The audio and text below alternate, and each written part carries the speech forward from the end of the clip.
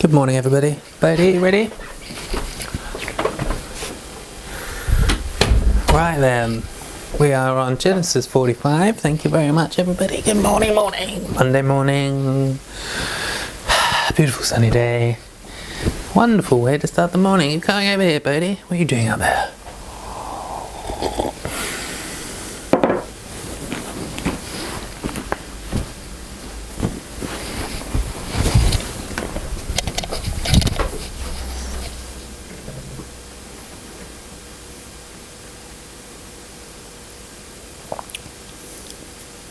This is what I have to put up with the audience.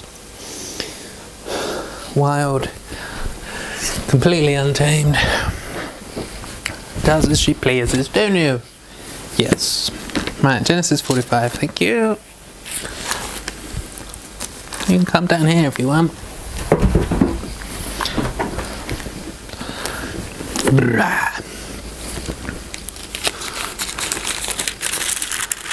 Right, you ready, bird? Genesis 45. Then Joseph could not refrain himself before all them that stood by him, and he cried, Cause every man to go out from me. Cause every man to go out from me. And there stood no man with him, while Joseph made himself known unto his brethren. And he wept aloud, and the Egyptians in the house of Pharaoh heard. And Joseph said unto his brethren, I am Joseph. Doth my father yet live?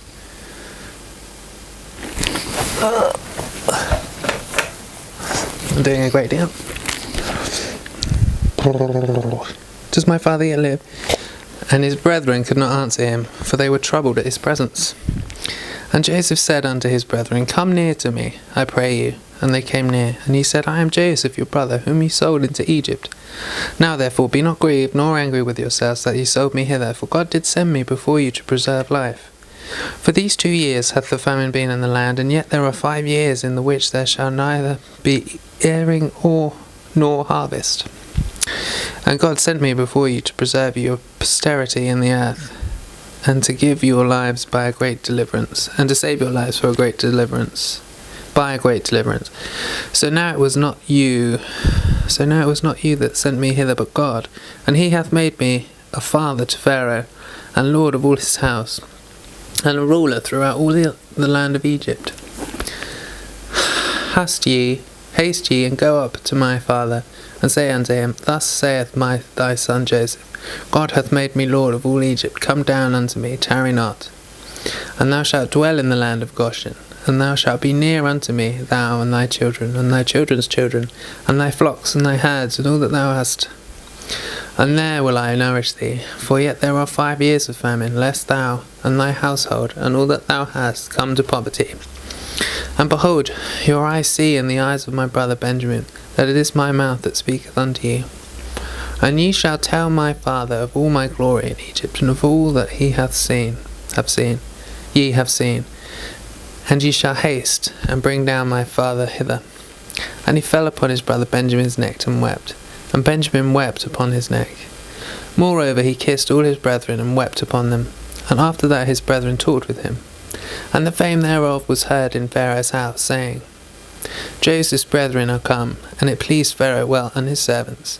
And Pharaoh said unto Joseph, Say unto thy brethren, This do ye, lade your beasts, and go, get you unto the land of Canaan, and take your father and your household, and come unto me, and I will give you the good of the land of Egypt, and ye shall eat the fat of the land. Now thou art commanded this, do ye. Take you wagons out of the land of Egypt for your little ones, and for your wives, and bring your father, and come. Also regard not your stuff, for the good of all the land of Egypt is yours. And the children of Israel did so, and Joseph gave them wagons according to the commandment of Pharaoh, and gave them provision for the way. To all of them he gave each man changes of raiment, but to Benjamin he gave 300 pieces of silver and 5 changes of raiment. And to his father he sent after this manner 10